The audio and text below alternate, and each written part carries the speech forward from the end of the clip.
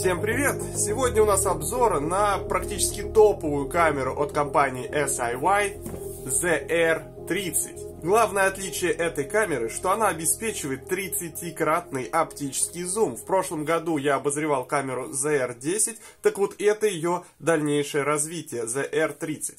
Давайте распакуем, посмотрим. Роликов с обзором на эту камеру у нас будет два, потому что у меня, к сожалению, пока еще нет дрона, способного поднять данную камеру и протестировать ее в полете. Но запчасти для этого дрона уже в пути, я его буду собирать именно под эту камеру. У меня будет серия влогов на эту тему, позже вы увидите, как я его буду собирать. Поэтому сейчас будет первая часть обзора, теоретическая. Мы сейчас распакуем, посмотрим, что внутри, как она работает. Ну, вот это все стандартное. А в полете ее проверим уже во второй части обзора, когда дрон будет готов.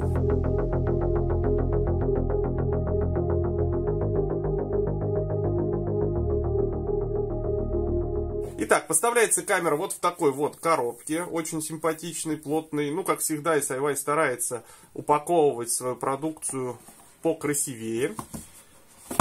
И вот что у нас внутри. Коробочка с камерой и коробочка с проводами. Давайте посмотрим, какие у нас здесь провода. Обычно все по стандарту. Пакет с винтиками и различный набор на любой вкус проводов.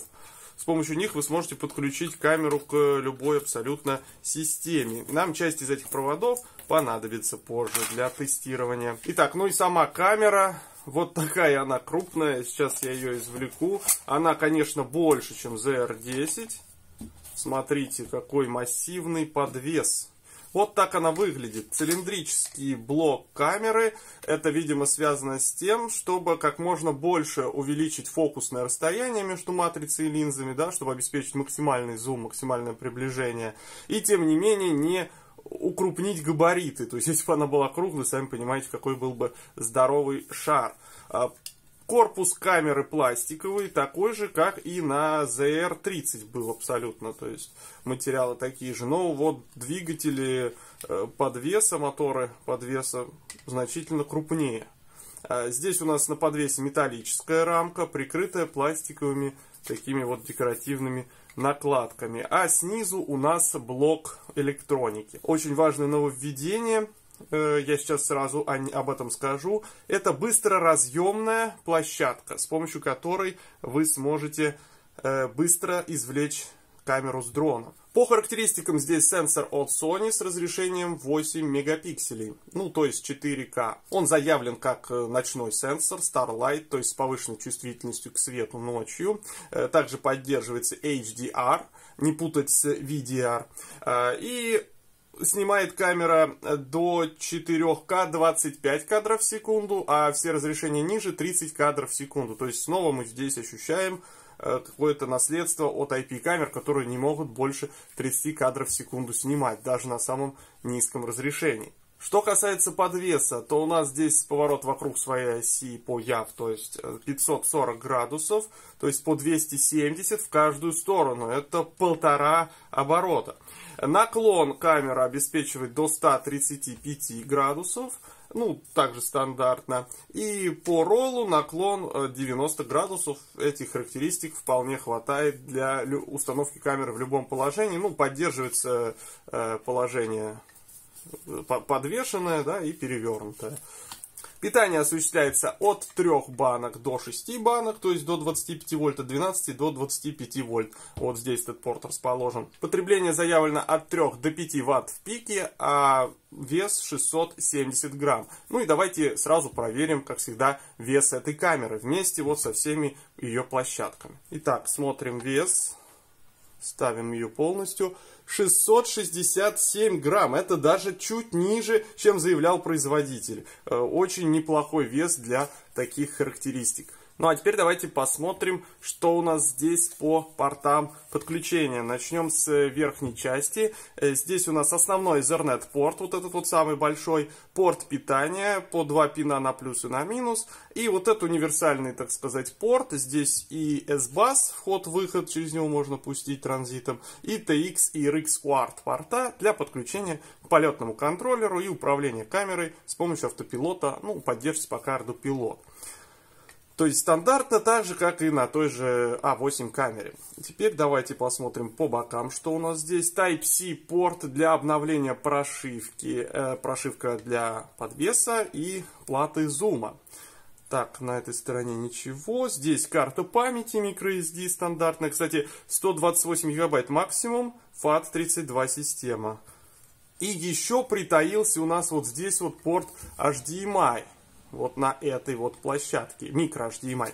И то есть по набору портов камера в принципе идентична A8 камере. Но хорошо, здесь добавили порт микро HDMI, в ZR10, например, его не было. Теперь давайте посмотрим на вот этот функционал по быстрому отделению камеры, как это работает. На самом деле все просто. Нужно нажать вот эту кнопку, которая вот на этой грани расположена, и повернуть. Ну, когда будет установлена камера на дроне, повернуть камеру, но сейчас я поверну площадку. Вот, видите? До положения, где замочек у нас как бы разъединен. И просто его отсоединить. Вот, видите, как просто. Здесь мы видим специальный такой, видите, порт с большим количеством контактов. Ну, видимо, все, которые приходят со всех портов, все у нас здесь. А тут у нас, соответственно, ответный порт. И подсоединить все так же просто. Совместите две точки, красную и белую, и просто поверните назад. Все, камера защелкнулась. Очень хорошо работает, очень удобно, если нужно быстро поменять полезную нагрузку. Этот функционал доступен на камере ZR30, вот на этой, и еще на самой их топовой камере ZT30, которая с тепловизором. Что ж, ну теперь обычно у нас по плану прошивка и настройка. Я не буду показывать, как прошивать, потому что я это все показывал в ZR10. Все абсолютно то же самое. Три вида прошивки. На подвес, на плату зума и на саму камеру. Прошивка подвеса и зума прошивается из ассистента. Камеру мы прошиваем, просто устанавливая microSD карту с файлом прошивки в слот камеры. И важный нюанс. Эта камера не принимает никаких файловых систем, кроме FAT32. Я пробовал отформатировать флешку в систему exFAT с помощью Windows, и у меня ничего не получилось, она ее толком не видел. Флешка вот такая, на 64 гигабайта. Поэтому только после того, как я в пульте МК32 отформатировал ее в FAT32, тогда все, она заработала правильно. Также еще насчет зума хотел сказать. У меня в чате SIY, в группе Telegram, ссылка, кстати, на экране, кому интересно, присоединяйтесь. Часто спрашивали, почему камера работает, ну, владелец, кто покупал, почему она работает только в 30-кратном зуме, где 180. Так вот, чтобы она работала в 180, в ассистенте нужно выбрать пункт абсолютный зум. Тогда камера подключит еще и цифровой зум. Ну что ж, с внешним видом полностью разобрались. Теперь давайте ее уже подключим и посмотрим, как она работает.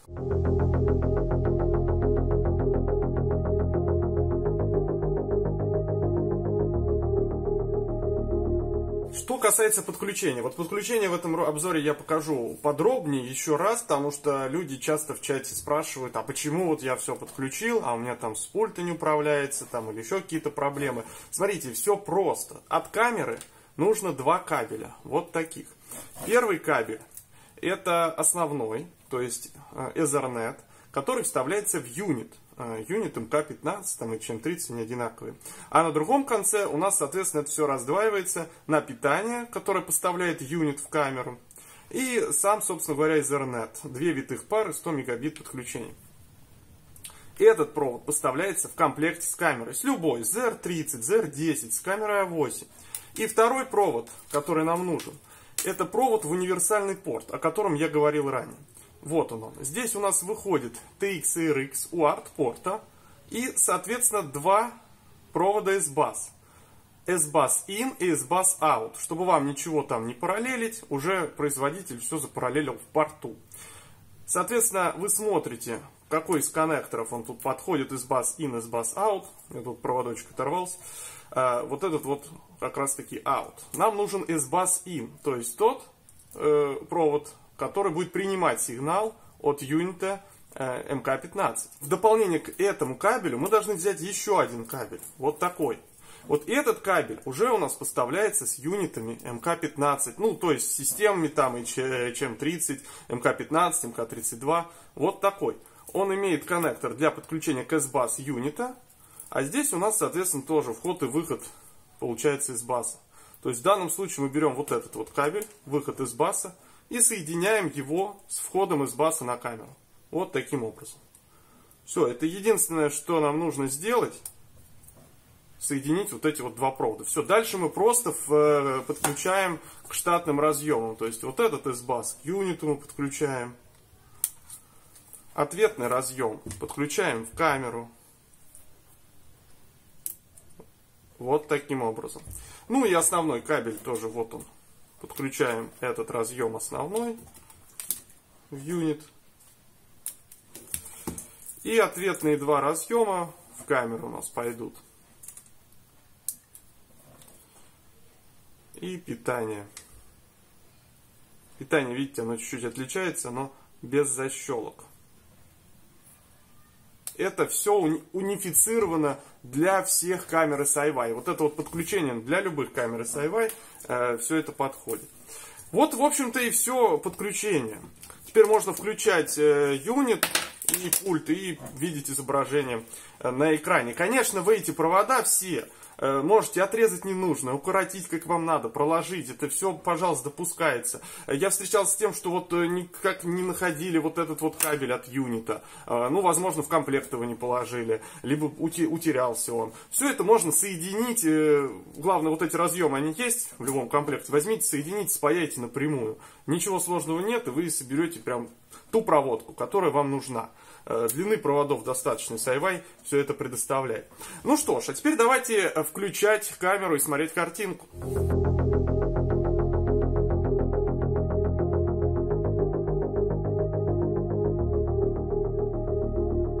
Так, все готово, я все включил. Кстати, забыл сказать про развесовку камеры. Смотрите, у нас, значит, по наклону она чуть-чуть задняя. По роллу, в принципе, она центрируется. Видите? Но правее чуть-чуть, но все равно выравнивается. Чуть-чуть правее вниз опускается, но выравнивается. Ну а по яву тут, в общем-то, все как обычно. Так, и теперь подаю питание на камеру. Вот она инициализируется. Вот таким вот образом. Встала по центру. То есть центр у нее там же, где и USB Type-C порт. И теперь давайте посмотрим, как она стабилизирует. Сейчас отложу пульт. Посмотрим на ее углы. Вот как она доводит до центра. Так, теперь посмотрим, как у нас тут по корпусу хватает углов. Вот все, она вошла в безопасный режим, отключился подвес. И вот он восстановился.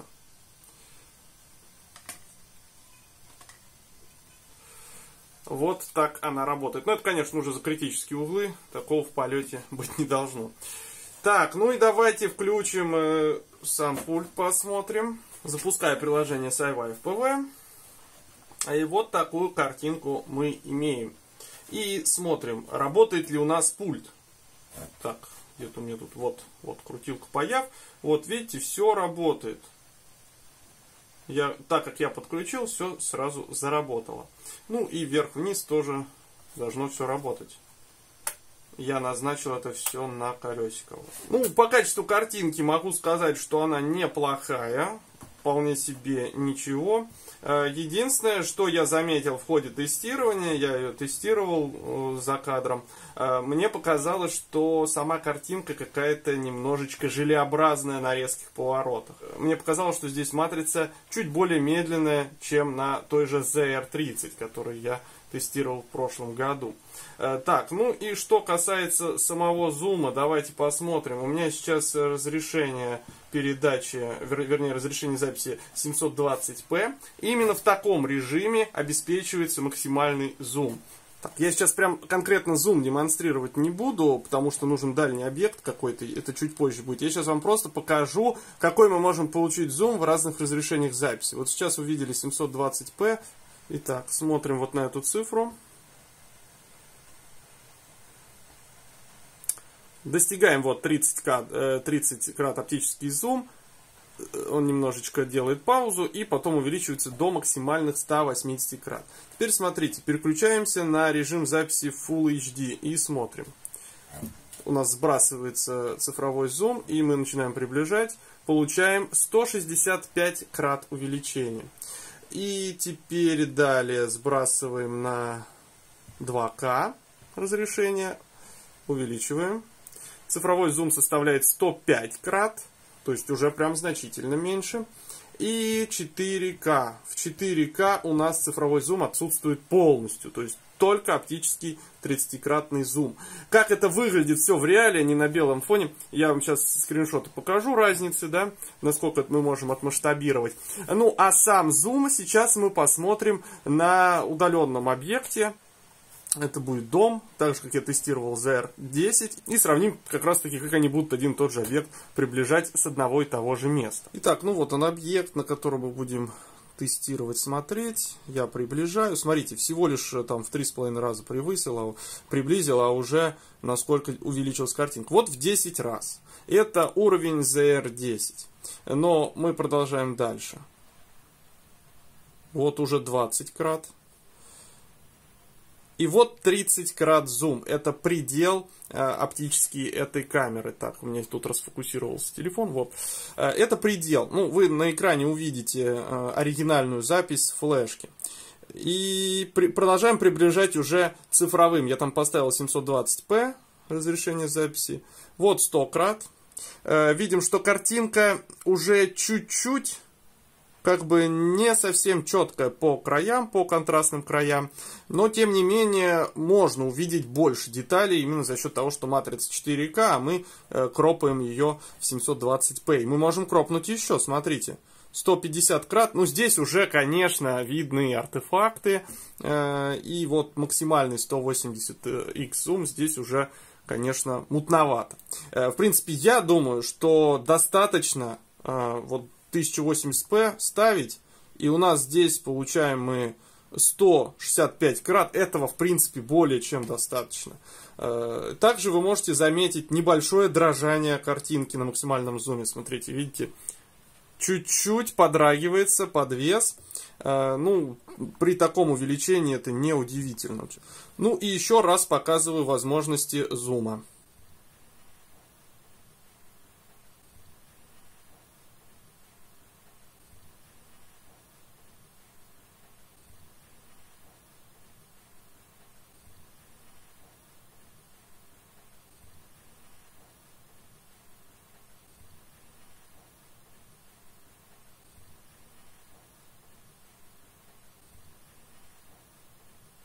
И что касается вот этого подтормаживания матрицы, вот так называемого желе. Сейчас я вам продемонстрирую. Вот здесь вот очень хороший контрастный объект. Вот эти вот полосы на стене декоративные. Сейчас я приближу. Вот, то, да и на максимум я приближу, будет очень хорошо видно на максимум. Вот 30 крат оптический зум. Камера сфокусировалась. Видите уже, да, что из-за небольших подрагиваний вот это вот легкое желе есть. Представляете, что будет на дроне. А теперь смотрите, я резко начинаю поворачивать камеру. И линии становятся косыми. Вот. Они просто наклоняются в сторону поворота. Потом, когда я останавливаю, оно это все выравнивается. Я думаю, это следствие того, что матрица 4К и, соответственно, вот это вот сканирование ее покадровое с большой задержкой дает вот этот вот эффект. По поводу того, что как это на практике будет, вряд ли кто-то там на большом зуме будет крутить, вертеть камеры. Да, обычно как мы статически сфокусировались, там приблизились и что-то там рассматриваем. Вот. Поэтому в этом плане, да, она очень хорошая и выдает детализированную картинку. Вот обратите внимание, сейчас я приближу, вы сможете отчетливо увидеть, где там стена намокла. Даже если мы сейчас в цифре вот еще чуть-чуть приблизим, вот стало лучше видно, где намокла стена, где она сухая. И тут как бы это желе не особо влияет. Но, опять же, это предъявляет повышенные требования к вашему дрону. То есть на камере не должно быть никаких лишних вибраций, иначе, я так подозреваю, прям желе будет очень хорошо так видно. Ну, это мы проверим, соберем дрон и посмотрим, как это будет все это выглядеть. И еще хотел сказать по VDR. Я вам сейчас еще один фрагмент покажу из наземного тестирования. В другую погоду было. И как видите, при повороте камеры на солнце, там прям сильные засветы в области неба, да. И это вот демонстрирует нам отсутствие VDR. Хотя HDR тут есть. Тут неплохая картинка, сочная, широкий динамический диапазон. Но вот именно дополнительной VDR-обработки нет. И вот это, в общем-то, два основных минуса, которые я могу выделить у этой камеры. Это более тормознутая матрица и отсутствие VDR. Больше я каких-то минусов серьезных не нашел. Да, есть подрагивание подвеса. Ну, в общем-то, конструкция подвеса и электроника у камеры SiWi одинаковая. И, конечно же, на 30-кратном зуме вы будете видеть вот эти вот даже там 0,1 градуса угловые отклонения, да, вибрации самих движочков, да. Вы будете это все видеть. Особенно это вот на тормознутой матрице это еще сильнее отражается. Опять же, если мы уменьшим, допустим, до 10 крат, то это уже не так заметно, как бы. А при увеличении там в 5 крат, то, в принципе, вообще незаметно. Ну что ж, вот такие вот наземные тесты с этой камеры у меня получились. Зум, конечно, поражает. Я никогда в руках такого зума, так сказать, не держал. Возможности очень у нее, конечно, широкие. Да, не без недостатков, но за эту цену, она еще на старте продаж продавалась весьма-весьма демократичной такой цене, да, в сравнении с характеристиками. За эту цену просто аналогов нет. Ну, а чтобы увидеть вторую часть обзора, мне нужно собрать дрон, который эту камеру поднимет. Потому что все-таки на самолет поставить ее уже будет невозможно. Там и центровка не позволит, да и вес больше. И поэтому я еще приобрел вот такой вот автопилот от SiWi в комплекте с GPS. И, соответственно, тоже на него сделаю обзор в процессе сборки дрона под эту камеру. То есть в будущем ждет как минимум вас один обзор на автопилот, серия влогов про сборку дрона и вторая часть обзора на камеру ZR-30. Также на дрон я планирую для теста вставить вторую камеру. Это будет A2 Mini. С помощью коммутатора покажу, как все подключать. Она у меня давно лежит, но никак не доходили руки до нее. Поэтому будет интересно, все вам расскажу, покажу. Ну а эта часть обзора, этот ролик у нас подходит к концу. Всем спасибо за просмотр. Пока!